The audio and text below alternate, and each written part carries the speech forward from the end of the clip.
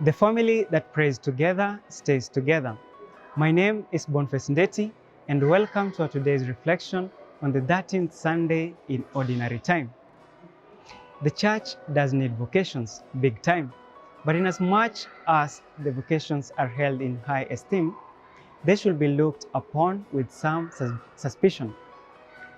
The readings of today describes how, or the so-called vocations.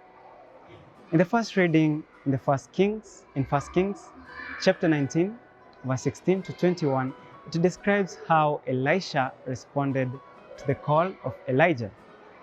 This was the time when Ahab, the king, and his wife Jezebel were persecuting believers. In the Gospel of Luke, chapter 9, verses 51 to 62, we see the Christian description as a journey undertaken to follow Christ. The work of the Master is not to triumph, but rather to be sacrificed in Jerusalem. Along the way, Christ encounters people who want to join him or are entitled to follow him. However, Jesus is not interested with the big multitude of people.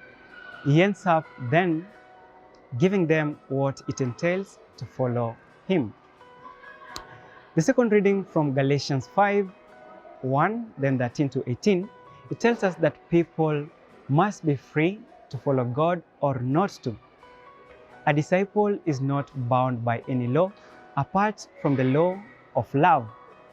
When Jesus invites persons to follow him, he calls them to leave all other possessions and attachments and follow him wholeheartedly.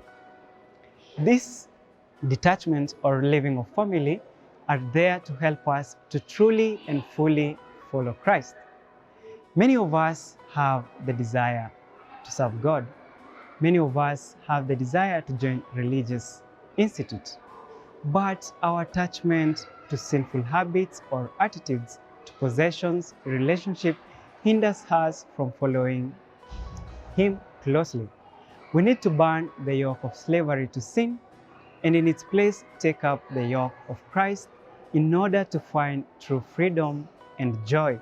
St. Paul also reminds us that if we are to enjoy the fruits or the salvation won for us by Christ, then we are to be guided by the Holy Spirit and serve others with joy. May we find joy in serving God and loving him above all everything. A world at prayer is a world at peace.